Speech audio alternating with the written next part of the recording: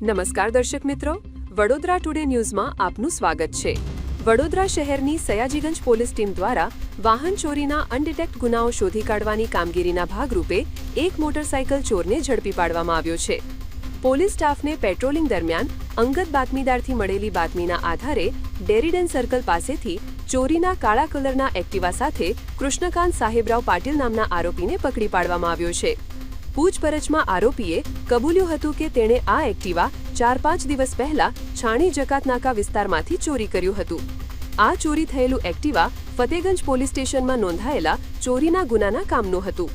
પોલીસે 30,000 રૂપિયાની કિંમતનું આ ચોરીનું હોન્ડા કંપનીનું એક્ટિવા કબજે કરી આરોપીની અટકાયત કરી આગળની કાર્યવાહી માટે ફતેગંજ પોલીસ સ્ટેશનને જાણ કરી છે। આ વર્ષ તમામ લેટેસ્ટ અપડેટ માટે જોતા રહો વડોદરા ટુડે ન્યૂઝ।